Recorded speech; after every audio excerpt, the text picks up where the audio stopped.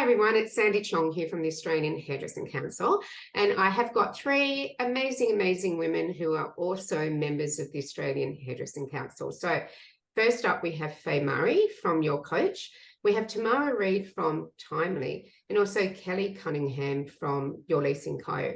Now, the reason I have got these three amazing women is we're going to talk about the landscape of the hairdressing industry, especially with the news out at the moment about the doom and gloom and the increase of living costs. How is that affecting our industry really?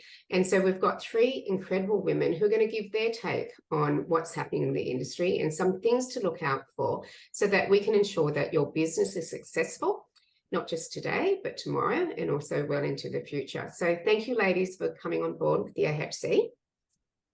Thank you. Pleasure, Sandy. Thank you. So, Ashley, I might actually start with you, Tamara, because you give a great overview of what's happening in the industry. Now, with Timely having so many accounts, I think you said 25,000.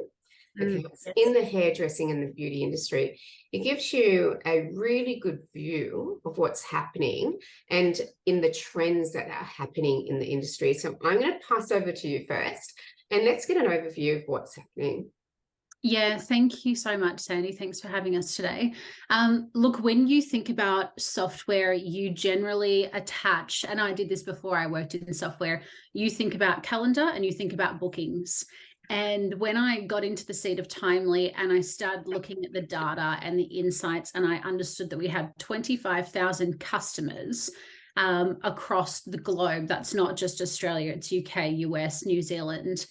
I just went deep down a rabbit hole and was thinking, what can I surface out of this data? And I got all the engineers to, show me the spreadsheets and the Power BI report so that I could understand it and then translate it into something that our industry understands. Because if we show you the spreadsheets, oh my goodness, you'll flip over backwards like I did, right? So you go, what does this data actually mean?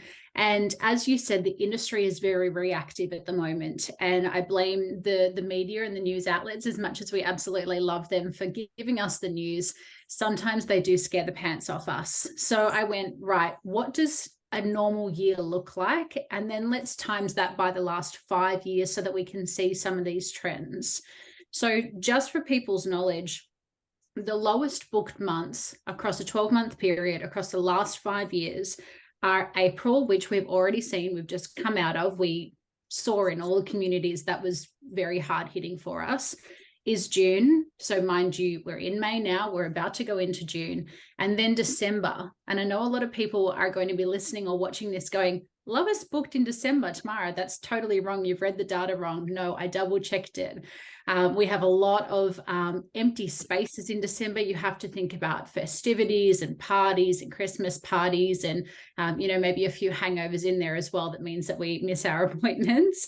But we've just come out of April. We're about to go into June. So what we want to do is be proactive in these lowest book months and say, okay, I'm looking ahead 2 weeks. I'm looking ahead 4 weeks. What does that mean for my business? I don't want therapists or stylists standing around cleaning wax off the floors or, wiping down basins just for the sake of it because they've got an hour or 2 hour appointment.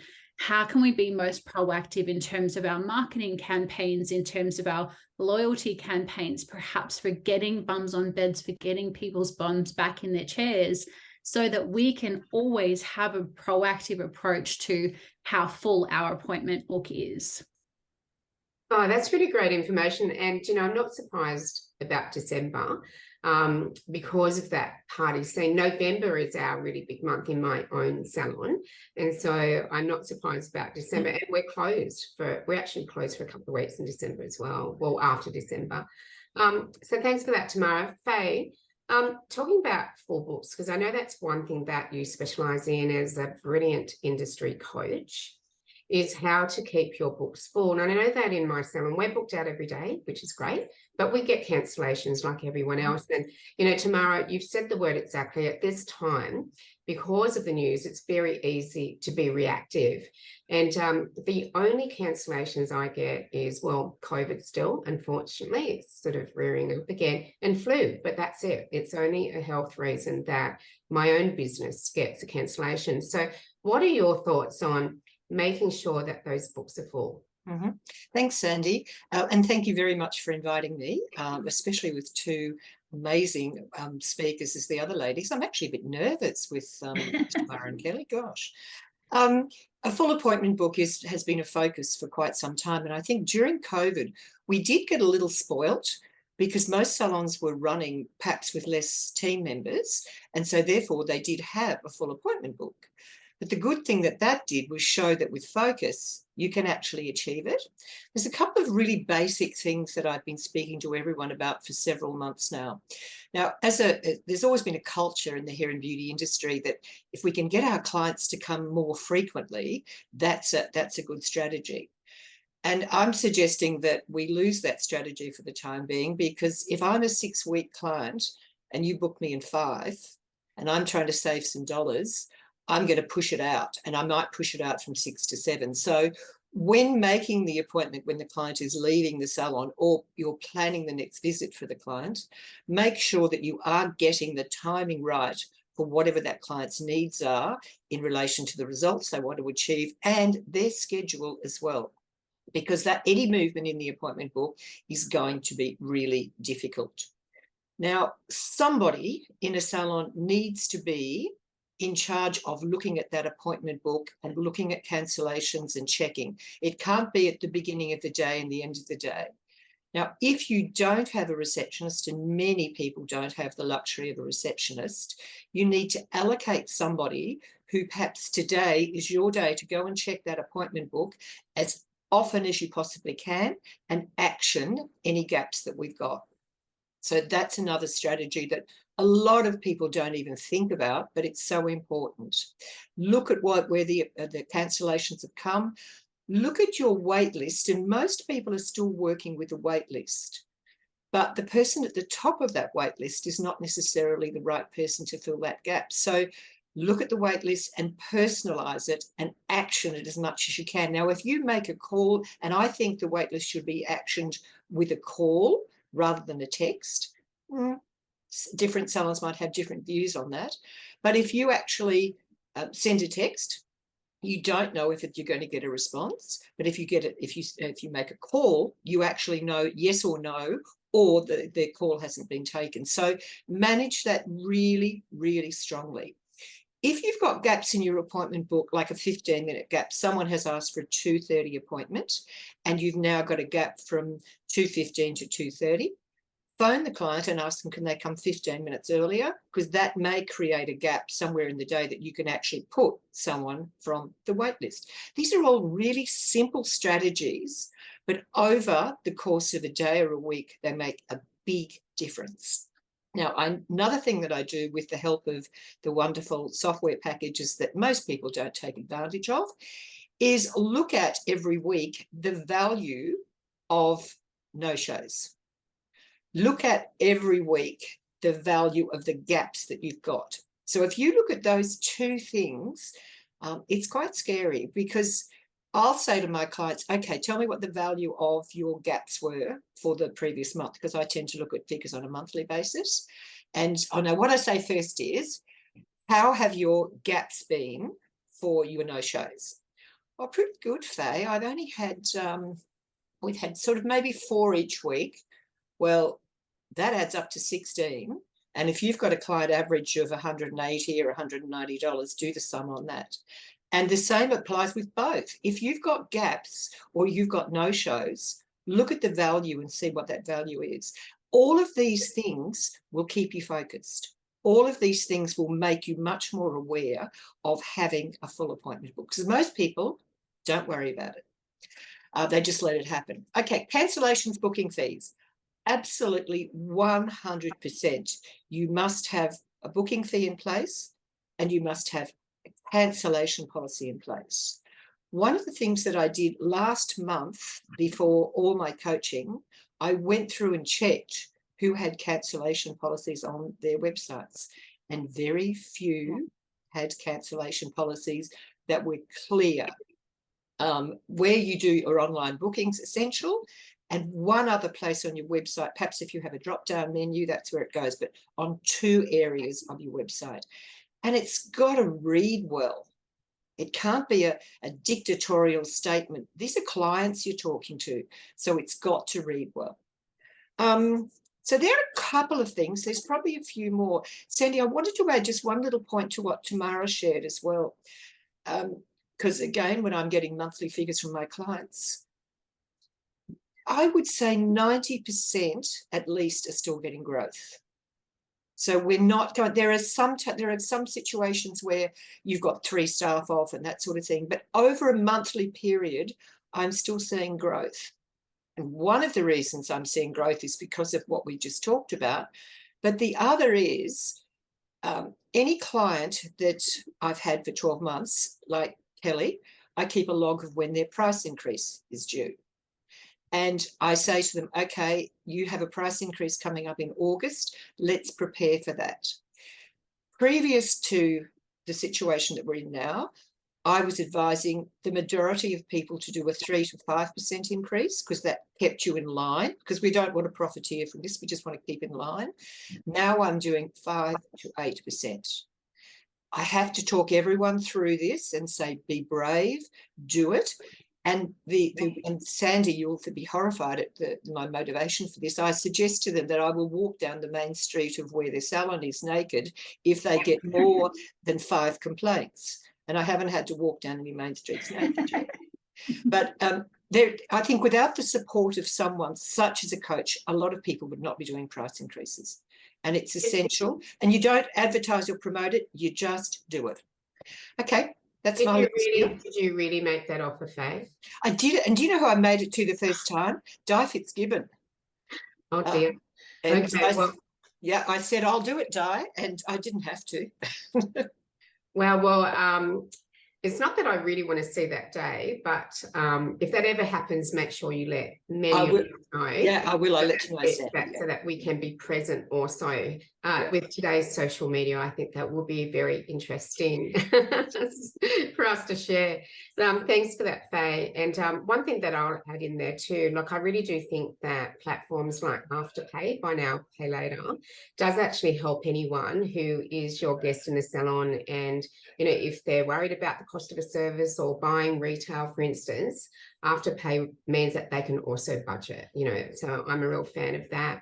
But thanks so much, Faye. And now Kelly, I love speaking to you too because of the strategies that you always suggest and put in place. You know, when it comes to leasing and paying our rent, we tend to put that sort of like, oh, I'm not going to worry about that. But we really do need to look at our leases and our rents and plan. And I'm going to get you to go over why, because now that I've met you and you have saved our members now over how much have you now saved our members in rent? We're just creeping up to 1.5 million. Yeah, we're almost at 1.5. 1.5. That is amazing that with our AHC members that have engaged with you, that you have saved that much, and thank you.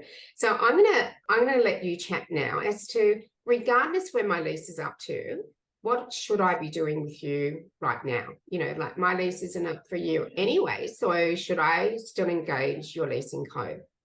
Sure, absolutely. Well, thanks so much for having me on today, Sandy. It's always great to connect with the AHC community. Yeah, we love working with our hairdressing clients, and we always see some great results from that. So we're very proud of our 1 to 1.5 million now we're sitting at savings. Obviously, what we do, people sort of often underestimate the value of the leases and where that can make a big difference to their bottom line, because every dollar that we can save them on their rent goes straight to their profit, because obviously nothing else changes. Their sales don't change. Nothing else changes in their business except they're paying less out each month to the landlord. And let's face it, I mean, we're not in business to pay the landlord. We're in business to pay ourselves. And, you know, that's a way that we can increase that number without anybody else having any idea. There's no visibility to anybody else. So what I suggest to people is, one of the things that we're seeing at the moment is that because there's a bit of, there is an increase in cost of living and those kinds of things, and people are thinking, oh, you know, I don't know what I should do. I don't know, maybe I'll just wait. Well, my suggestion is, please don't wait. If your lease is expiring in the next 12 months, you need to start thinking about it. Start talking to us, because when you're in a negotiation, time is the most valuable tool that we've got. I mean, if you put it to the side and think, you know, I'll deal with that later, then the expiry creeps up, and we've got way less power in the negotiation, because the landlord knows, okay, that very soon they're going to panic and sign the new lease because time's run out. And so we don't have that power to wait. And some of the most powerful negotiations we've done are where clients have said to us, Kelly, surely we need to respond. And my response is, no, let's just wait. We've got time, we'll just wait, because the landlord will get anxious before we will. And we're very patient. We know exactly what the game is that we're playing. So we can say, no, we've sent our offer to the landlord, we're just going to wait. And we just wait. And sometimes it might take 2 weeks for the landlord to respond, or 3 weeks. And the tenant's getting anxious going, okay, Kelly, if it was me, I'd respond. I'm like, okay, that's why you've got me, because I'm here to hold the reins back to say, well, listen, let's wait. And often that results in the landlord coming back and agreeing to things which they wouldn't have if you'd responded earlier, to if you'd sort of chased them up, kind of thing. So the main thing is actually taking the time. Now, we sort of suggest to people between 6 and 8 months prior to their lease expiry, they want to start talking to us. We need to be able to establish a whole bunch of market data. We need to be starting to talk to the landlord 6 to 8 months out, because sometimes it does take 6 months. I mean, we've got clients who the lease negotiation's taken 9 months. That's okay. Right, we will keep working on it until we get the best possible outcome. And obviously, the more time we've got, the better. So even though, yes, cost of living is going up, there's talk about, you know, what does this mean for the future? You know, interest rate, all of those things. Don't put off talking about your lease, because, you know, even though we're doing the work now, doesn't mean that you have to make a decision right now, but we need to get you the best possible deal we can. And what we offer to AHC members is, irrespective of when your lease is expiring, it might not be expiring until 2025 or 2024, but you can register your lease with Your Leasing Co. You can send me a copy of your lease. There's a landing page which is on the AHC website. You can go to that. You can register your lease and send me a copy of it. And what we'll do here in our office is we'll review that lease. We will look at it, what's good about it, what's not so good about it, what areas can be improved next time. Are there things that we could negotiate now in the middle of the lease? Are there things to be mindful of? Have you got an option coming up, and what are the terms around that? Because there are things that you need to know that often kind of you sign the lease and then you put it in the filing cabinet and don't think about it again for 5 years. And so we're here to look at that lease and sort of demystify the whole thing, put it into a report for you, which is easy to read, plain English report, to say, here's the critical dates, here's the critical numbers that you need to know. And then we'll have a consultation with you on the phone to go through all that and say, you know, this is what we've found, this is what we'd suggest, here's the strategy. And then once, depending on the dates of that lease and how close we are to expiry, either way, we'll put that into our database and we'll contact you 6 or 7 months out from your lease expiry and say, hey, remember we had a chat about your lease. Your lease is due to expire in February 2024. I'd like to start talking to you in the next month or so about how we deal with that expiry. Start thinking about what you'd like out of it. Do you want to stay? Do you want to go? Is it too big, too small? You know, what sort of things, what are you thinking about the future of your business? And then we'll start talking about it, and we will remind them, because often there are timeframes on those leases, and if you miss the timeframes, then the options that you've got will lapse and all the good work you've done earlier will be lost. So it's important that you get onto those things as soon as possible and not rely on the landlord to remind you, because they're not obligated to remind you about anything. And it may be in their best interest to not remind you because they may have other plans. So you've got to stay on the front foot with that. So register your lease with us. We'll review it for you, give you the summary, and then keep you in our database to remind you in a timely manner. Because the worst thing you can do at the moment, especially, yes, costs are going up, and yes, landlords want a rent increase. That's in their DNA to do that. That doesn't mean you're going to pay an increase, but that's what they will automatically ask for. Our job is to get your rent back to market, and whatever that is. So we need the time to do that to get the best possible outcome. So my key is that just take as much time as you can, register your lease, have the summary, know that we're here to answer any questions you've got along the way. Because it can be something, you know, we've got a hairdressing client right now, actually, I was just negotiating on this morning, where the landlord just sent the new lease. And I've sent an email saying, right, here's the things we want to negotiate. And they said, well, if we realised you were going to negotiate, we wouldn't have gone to the trouble of preparing the new lease. And it's like, well, no one's, you've just prepared it without any consultation with the tenant, right? You've just assumed that you'll just send it to them, they'll sign, and the increase will be implemented, and off they go, continue on. And the tenants rung me and going, Kelly, do I just sign this door? I'm like, absolutely not. You let me have a look at it and we'll go back. The fact that they've drawn up the leases, that's their issue. No one's asked them to do that. We haven't agreed to it or anything like that. So just try and, don't be scared of that process. Start talking to us as soon as possible.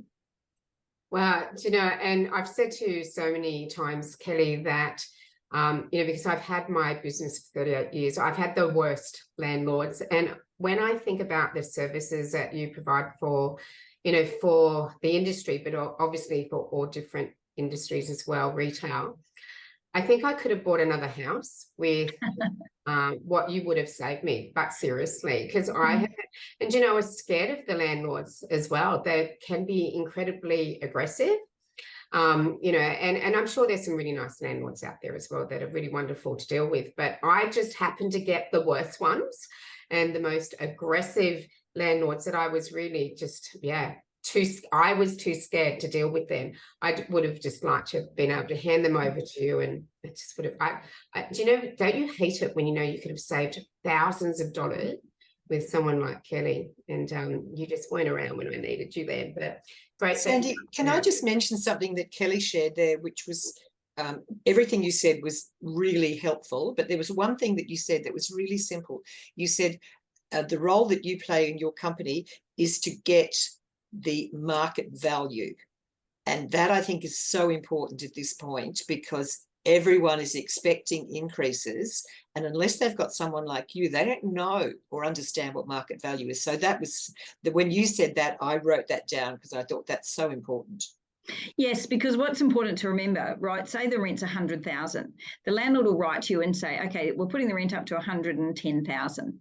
And the tenant goes, okay, great. They might have a crack at negotiating it themselves, and they get it down to 105, and they feel like they've had a win, right? And so they'll say, right, we've had it. It's great. We've got it down to 105.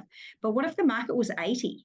Like the landlords, you're taking what the landlord's asking as the starting position. That's not the starting position. That's the position that the landlord would love to have. Absolutely. Of course, they want a 10% increase. That's great.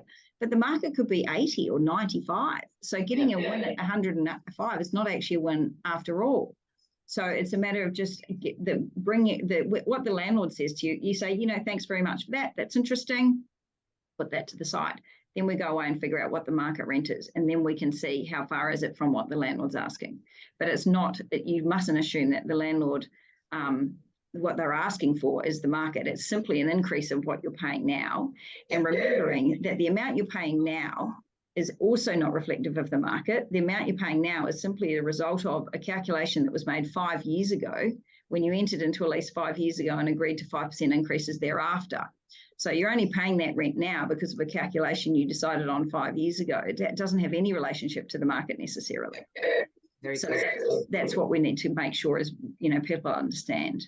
And I think what's great too, Kelly, is that you understand this. It doesn't matter whether you're regional and whether you're remote or whether you're in a city, then, you can bring your business, your lease to Your Leasing Co. Yeah. But anyway, so thank you so much, Faye and Tamara and Kelly, for just having a chat today. I think that the three of you have just put forward some really proactive ideas that'll be valuable for our industry, because as you said, Tamara, I loved it when you said, we get reactive in times like now. It's like we get reactive and think, how can I cut costs? And that's all you think about. Whereas it's not so much about how can I cut costs, but it's about being proactive in planning for your business, exactly what Faye and Kelly were covering. And there are some businesses out there that are incredibly successful, and they're not just concentrating on how do I cut costs. It's all about how do I get people in the chair? How do I maintain, the culture of our business? Make sure that we are still on top of our marketing, but also too, when it does come to cutting costs, it's cutting the right costs. Yep. And exactly, what Kelly you're talking about. And that's about being sort of sensible as well, because as I said, when I had a lease, I had terrible landlords, and I would just sign on the dotted line because I just assumed it was how it was meant to be, whereas it's not like that at all. So thank you for saving our members so much money as well. And thank you again, Tamara, for giving us a really great overview of the industry and what our expectations should be, you know, for June and also for Christmas as well. And thanks again, Faye. You've always got amazing coaching ideas for all of the salons that are out there, whether hairdressing or beauty. I think that your experience in the industry where you see everything that works really well and other things that don't. I always love your video on processing clients or actually service clients. So to make sure that all our members see that again as well. So thank you, ladies. All the very best. And we're going to see you at the Australian Hairdressing Council Leadership Summit in a few weeks. So looking forward to seeing your beautiful faces. Okay. Bye. Yeah. Thank you, Sandy. Thanks, Sandy.